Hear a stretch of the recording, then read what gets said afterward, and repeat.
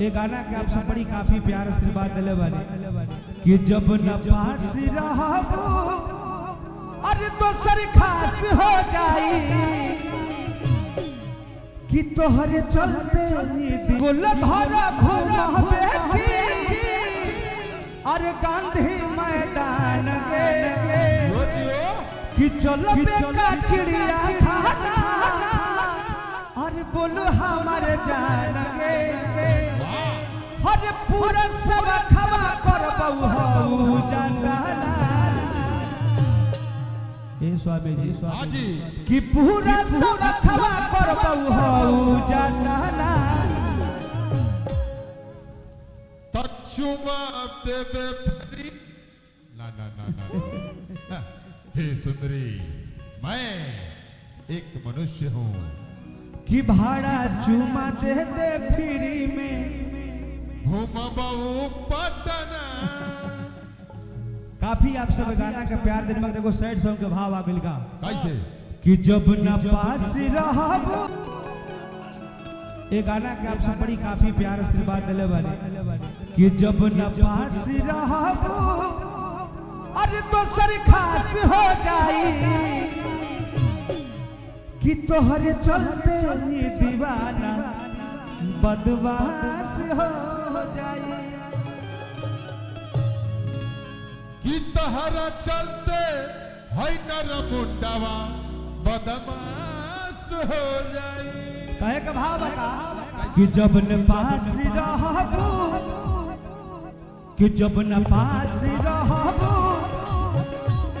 दोसर खास हो जाई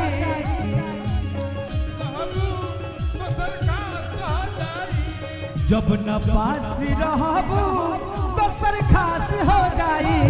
तोहरे चलते ई दीवाना बदमाश हो जाई तहरा चलते ई दीवाना बदमाश हो जाई तोहरे चलते ई दीवाना बदमाश हो जाई तहरा चलते ई दीवाना बदमाश हो जाई कि अब तो बचले बका जब नाश हो जाई ना कैलू सब नाश हो जाई कि अब तो बचले बका जब नाश हो जाई तोहर चलते ई दीवाना बदमाश हो जाई तहरा चलते ई दीवाना बदमाश हो जाई। क्या बात है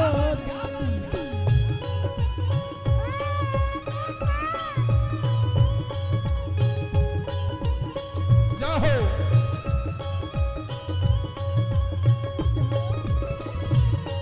बीमारी है मुझे दिल की बीमारी है मुझे दिल की बीमारी है।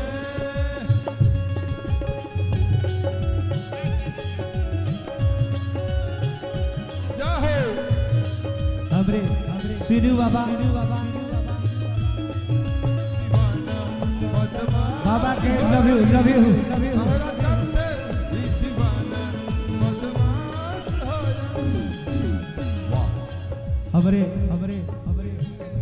भैया चेतन भैया के नमस्ते और पूरे टीम के नमस्कार बाबा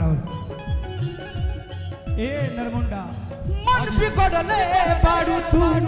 मन मानी कर दोष तोहरे लागी जब जहिया मरबू अरे लागी हम जहिया मरबू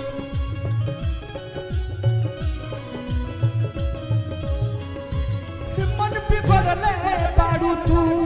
मन मानी कर दोष तोहरे लागी जब जहिया मरबू तोहरे लागी हम जहिया मरबू दोस्त तोहरे लागी हम जहिया मरबू दिलवा तुरला के तोहरा एहसास हो जाई दिलवा तुरला के तोहरा एहसास हो जाई तोहर चलते ई दीवाना बदमाश हो जाए। रतन बाबा को से बहुत बहुत पुरस्कार। हो जाई तोहरे चलते ई दीवाना बदमाश हो जाई। हर चलते ही दीवाना बदमाश हो जाए तोहरे चलते ई दीवाना बदमाश हो जाई। ही दीवाना बदमाश हो जाए कि तोहरे चलते ई दीवाना बदमाश हो जाई। हर चलते ही दीवाना बदमाश हो जाए। एगो गाना बड़ा काफी अभी एक गीत के बाद रिकॉर्डिंग